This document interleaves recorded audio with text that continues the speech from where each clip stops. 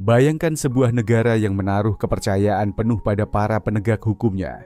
Polisi yang seharusnya menjadi garda terdepan dalam menjaga keamanan dan memberantas kejahatan, justru menjadi dalang di balik kehancuran bangsa. Skandal yang terungkap ini bukan sekadar cerita kriminal biasa. Ini adalah kisah tentang seorang jenderal polisi yang diam-diam menjadi otak di balik peredaran narkoba terbesar dalam sejarah negara. Bagaimana seorang perwira tinggi yang dihormati bisa terlibat dalam bisnis gelap ini?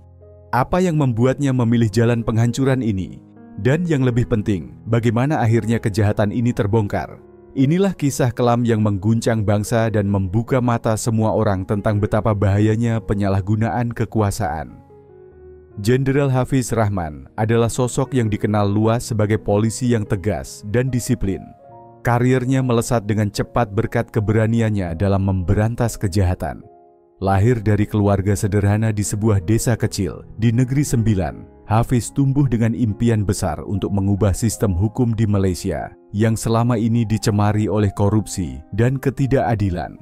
Sejak masuk akademi kepolisian, Hafiz menunjukkan ketegasan dan kecerdasan luar biasa. Ia lulus dengan predikat terbaik dan segera menarik perhatian atasannya.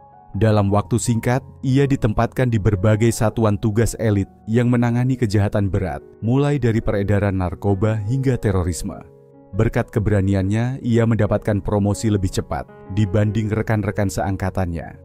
Namun, ambisi Hafiz ternyata jauh lebih besar dari sekadar menjadi penegak hukum.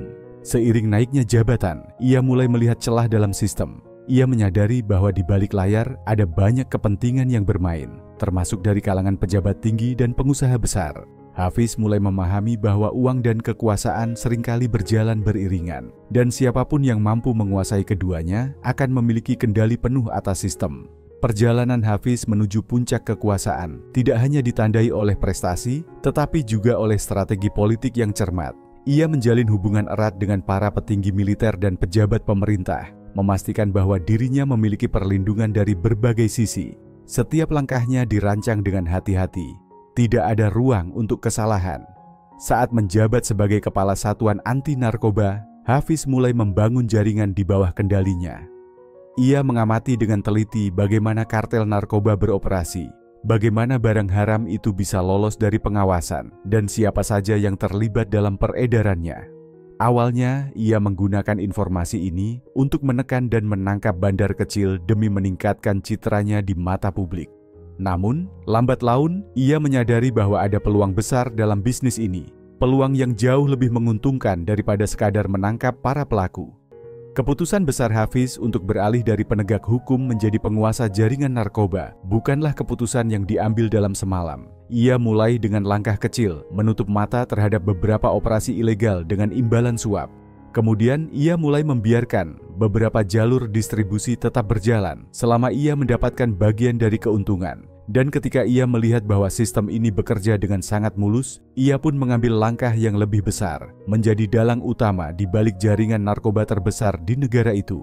Dengan statusnya sebagai jenderal yang disegani, Hafiz memiliki akses tak terbatas ke berbagai informasi rahasia, termasuk operasi pemberantasan narkoba yang direncanakan oleh pemerintah. Ia selalu selangkah lebih maju dari para penyelidik, membocorkan informasi kepada para kaki tangannya agar mereka bisa menghindari penangkapan. Dengan metode inilah ia membangun kerajaan narkoba yang tak tersentuh, sementara citranya di depan publik tetap bersih sebagai seorang pahlawan.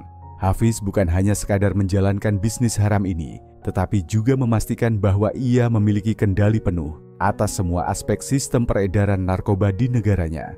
Ia bukan hanya seorang jenderal, tetapi juga seorang raja dalam dunia kejahatan yang diciptakannya sendiri. Selama bertahun-tahun, Hafiz berhasil menjalankan bisnis haramnya dengan rapi. Ia membentuk jaringan yang terdiri dari oknum polisi, pejabat pemerintah, hingga pengusaha besar. Dengan strategi yang cerdik, ia memastikan bahwa setiap operasi berjalan lancar tanpa terdeteksi. Setiap kali ada operasi pemberantasan narkoba, Hafiz selalu berada di garis depan sebagai pemimpin yang tegas. Namun kenyataannya, ia hanya menyingkirkan pesaing-pesaing kecil agar jalur distribusinya tetap aman. Polisi yang terlalu banyak tahu atau mencoba menyelidiki lebih dalam akan segera dipindahkan, diintimidasi, atau bahkan dihilangkan. Selain itu, Hafiz menjalin hubungan dengan kartel internasional yang memasok narkoba dari luar negeri. Ia menggunakan jalur laut dan udara yang dikendalikan oleh oknum di bea cukai dan pelabuhan untuk memasukkan barang tanpa terdeteksi. Uang hasil transaksi ilegal ini dialirkan ke rekening-rekening luar negeri melalui skema pencucian uang yang sangat canggih. Dalam jaringan ini, Hafiz juga memanfaatkan kelompok kriminal untuk memastikan distribusi berjalan lancar. Ia memiliki tim khusus yang bertugas menangani siapa saja yang mengganggu bisnisnya. Bahkan, ada laporan bahwa beberapa jurnalis yang mencoba mengungkap kasus ini mengalami ancaman dan kekerasan misterius. Hafiz juga menggunakan pengaruhnya untuk menutup mulut para penegak hukum yang mulai mencurigainya. Suap dalam jumlah besar diberikan kepada pihak-pihak tertentu agar mereka menutup mata terhadap operasi ilegalnya. Dengan begitu, ia bisa terus menjalankan bisnisnya tanpa hambatan, berarti selama bertahun-tahun. Namun, sebagaimana pepatah mengatakan, sepandai-pandainya tupai melompat, akhirnya jatuh juga. Hafiz membuat satu kesalahan besar yang menjadi awal kehancurannya. Salah satu anak buahnya yang kecewa, seorang perwira muda bernama Inspektur Adam, mulai mencurigai gerak-geriknya. Adam menemukan bukti-bukti transaksi mencurigakan yang mengarah langsung pada sang jenderal. Dengan hati-hati, Adam mengumpulkan lebih banyak bukti dan melaporkannya pada seorang jaksa berintegritas tinggi yang selama ini juga telah mengendus adanya permainan kotor di kepolisian.